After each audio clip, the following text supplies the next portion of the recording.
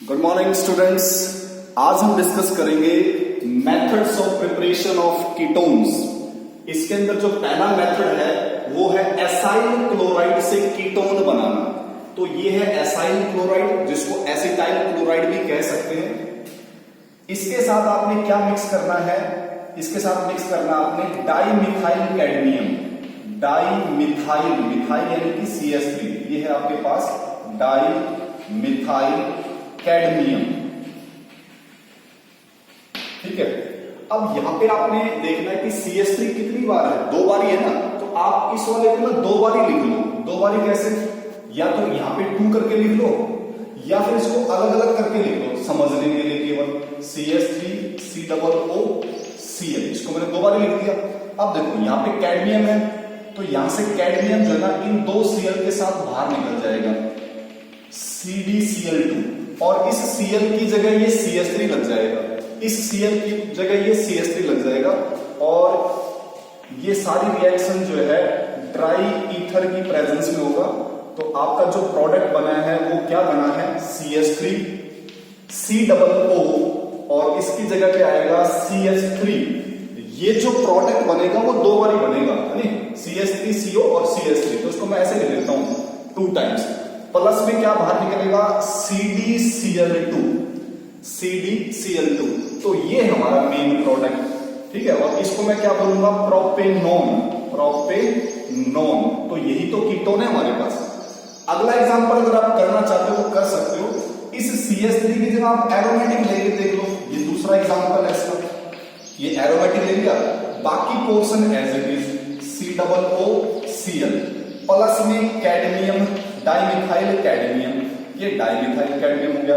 इसको कितनी बार लिखो आप? 2 बार। 2 बार इस तरह से लिख लो, COOCl। तो यहां से सेम CdCl2 बाहर निकल जाएगा, और in presence of dry ether तो आपका क्या बन जाएगा? प्रोडक्ट आपका इस Cl की जगह पे आ जाएगा CH3। कितनी बार बनेगा? ये 2 बार ही बनेगा। प्लस में CdCl2। तो ये जो आपके पास है इसको क्या बोलते हो? एसिटोफिनोन। एसिटोफिनोन। तो ये भी तो कीटोन ही है एक तरह से, ठीक है। तो बड़ा सिंपल है, डाइमिथाइल कैडमियम यूज करना है और एसाइल क्लोराइड यूज करना है। क्लोराइड यानी कि Cl होना चाहिए और इतना पोर्शन होना चाहिए, है नी। इस CH3 की जगह आपके पास चॉइस है, एरोमेटिक कंपाउंड यूज कर सकते हो। नेक्स्ट पे हम चलते हैं, बेंजीन से हमने बनाना है कीटोन, ठीक है। तो बेंजीन के साथ हम यहां पे लेंगे CH3 COOCl। अभी आपने पढ़ा था एसाइल क्लोराइड। या फिर आप अगर CH3 नहीं लेना चाहते तो इसकी जगह पर आप ले सकते हो C6H5 COOCl। ये जो C6H5 है क्या चीज है? इसको मैं ऐसे लिख सकता हूं, एक ही बात है, ये वाला चीज है, ठीक है। COOCl। तो ये इसी को बोलते हैं C6H5 in presence of anhydrous aluminium chloride, ठीक है जी। तो करना क्या है यहां पे? देखो बड़ा सिंपल है। बेंजीन पर यहां पे H लगा होगा, है नी। तो इस H को इस Cl के साथ बाहर निकाल दो, HCl। और H को यहां से निकाला तो उसकी जगह इस पोर्शन को जोड़ दो आप, इतने पोर्शन को। इसको क्या बोलते हैं? Acyl part. इसको क्या बोलते हो? एसाइल पार्ट, ठीक है। तो एसाइल पार्ट बोला गया इसीलिए फ्रीडल क्राफ्ट रिएक्शन में आपने फ्रीडल क्राफ्ट एसाइलेशन रिएक्शन सुन रखी है ना। तो ये पार्ट इस पर जुड़ जाएगा H की जगह। तो आपका जो प्रोडक्ट है वो बन जाएगा, क्या बनेगा? COOCH3। और प्लस में क्या बाहर निकल गया? HCl। एक चीज का ध्यान देना, जहां से आपने बॉन्ड को तोड़ा है वहीं से जोड़ना है। कई बच्चे क्या करते हैं कि वो CH3 को पहले लिखते हैं और फिर CO को बाद में। नहीं, जहां से तोड़ा वहीं से जोड़ना है। इस केस में देखो आप यहां पे क्या करोगे? देखो यहां पे H लगा हुआ है आपका, तो क्या प्रोडक्ट बनेगा? देखो यहां से Cl बाहर निकल गया और यहां से H बाहर निकल गया, तो क्या रह गया आपके पास? ये पोर्शन। तो C double bond O C6H5 plus में HCl। ये तो आपके पास क्या है? एसिटोफिनोन। अभी हमने जो बनाया है यहां पे, ये क्या होगा फिर? ये आपके पास है बेंजोफिनोन। क्या बोलेंगे इसको? बेंजोफिनोन। तो ये भी आपके पास कीटोन का पार्ट है। तीसरा जो मेथड हमारे पास है नाइट्राइल से कीटोन बनाना में। तो नाइट्राइल क्या होता है? नाइट्राइल हमारे पास होता है RCN, CN के बीच में ट्रिपल बॉन्ड होता है, ठीक है। इसको हम जब भी करेंगे नाइट्राइल की रिएक्शन, तो यहां पर हमने ग्रिग्नार्ड रिएजेंट का इस्तेमाल करना है। ग्रिग्नार्ड रिएजेंट क्या होता है? ये होता है RMgX, ठीक है। ये दोनों R है, तो मैं क्या कर रहा हूं, एक तो थोड़ा सा अलग कर देता हूं R डैश करके, ताकि पहचान हो जाए कौन किसका R है, ठीक है। अब आपको ग्रिग्नार्ड रिएजेंट में पता है कि जो मैग्नीशियम होता है वो इलेक्ट्रोपॉजिटिव होता है, लेकिन एल्काइल ग्रुप भी तो इलेक्ट्रोपॉजिटिव होता है, लेकिन जो एल्काइल ग्रुप है वो मैग्नीशियम के मुकाबले में कम इलेक्ट्रोपॉजिटिव है। तो इसका मतलब इसके ऊपर कौन सा चार्ज आएगा? नेगेटिव, और इसके ऊपर कौन सा चार्ज आएगा? पॉजिटिव, क्योंकि इसके मुकाबले में तो इलेक्ट्रोनेगेटिव ही हुआ।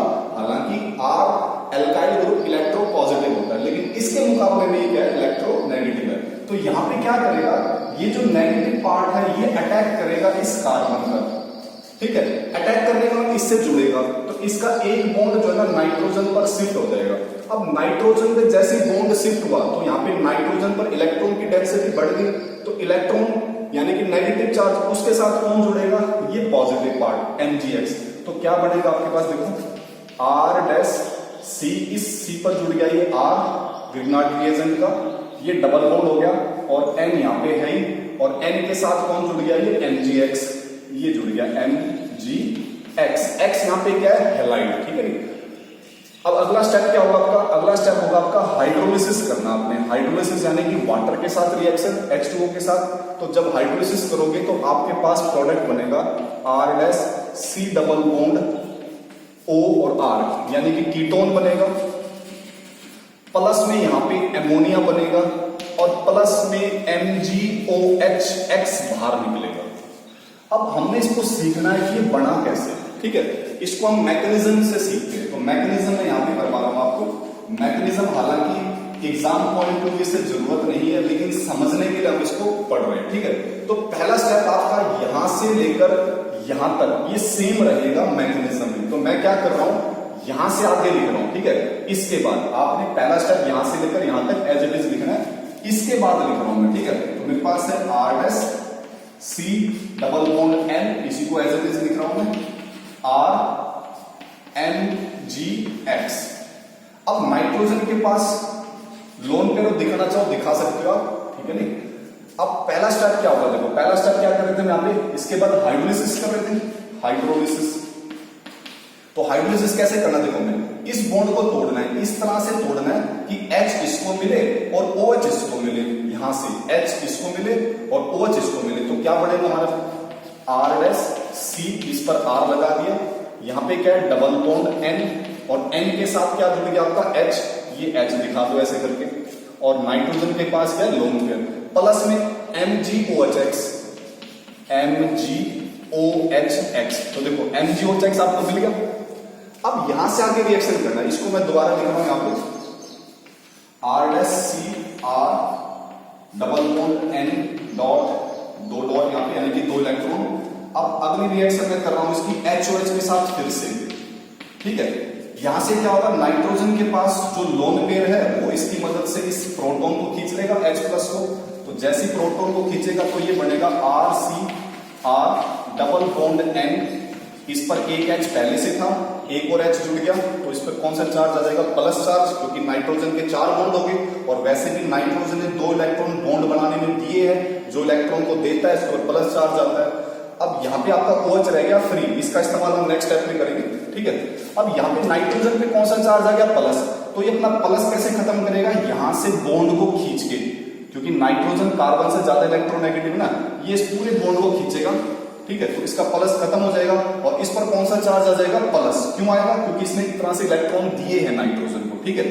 तो मैं इसको बना सकता हूं R डैश C R, और कार्बन के प्लस, यहां पे सिंगल बॉन्ड हो गया, और नाइट्रोजन के पास 2 हाइड्रोजन हो गया, उसका प्लस खत्म हो गया। प्लस खत्म यानी कि नाइट्रोजन के वापस वो lone pair as it is रहेंगे। अगला स्टेप क्या होगा? ये जो OH आपका फ्री था ना, ये वाला, इसका इस्तेमाल करते हैं। तो मैं इसका इस्तेमाल यहां पे कर रहा हूं। OH मैंने ऐसे लिखा, OH किस पे अटैक करेगा? इस कार्बन पे, क्योंकि इसके पास इलेक्ट्रॉन है और इसको इलेक्ट्रॉन की जरूरत है प्लस खत्म करने के लिए, तो ये इस पर अटैक करेगा। तो क्या बनेगा देखो, ये बनेगा R C, इस पर R और इसके क्या जुड़ गया OH, ठीक है।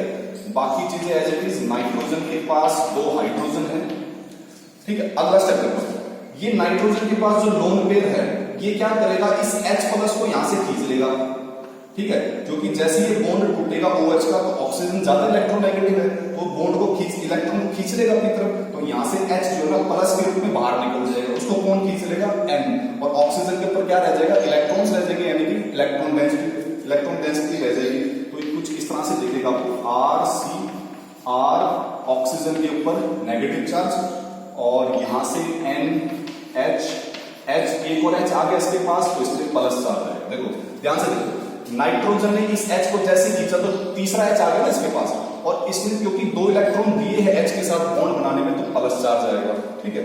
अब ये हो गया अनस्टेबल, तो अपने आप को स्टेबल कैसे करेगा, जब प्लस चार्ज खत्म होगा। तो कैसे प्लस खत्म होगा, जब ये बॉन्ड इसके पास शिफ्ट हो जाएगा। तो कैसे शिफ्ट होगा, देखो ये आया इधर इलेक्ट्रॉन्स, तो ये बॉन्ड यहां से टूटकर बाहर निकल गया, किसके पास चला गया, नाइट्रोजन के पास। नाइट्रोजन का प्लस चार्ज खत्म, यहां से तुम्हारा क्या बन गया, R C डबल बॉन्ड आ गया ना, और R पहले से था, इसको मैं R को यहां दिखा देता हूं, प्लस में NH3, प्लस में NH3।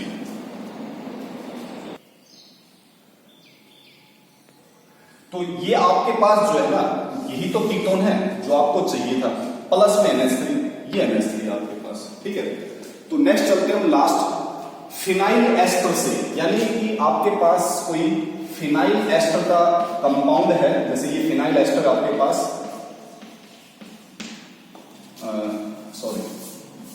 ये आपके पास आएगा ऑक्सीजन और फिर आएगा COCH3, ऐसा कोई अगर कंपाउंड आपके पास है, तो वहां पे क्या होगा, फ्राइस रीअरेंजमेंट होगा। फ्राइस रीअरेंजमेंट ये कैसा होता है, देखो ये आपके पास एक फिनाइल एसीटेट है, दिस इज फिनाइल एसीटेट,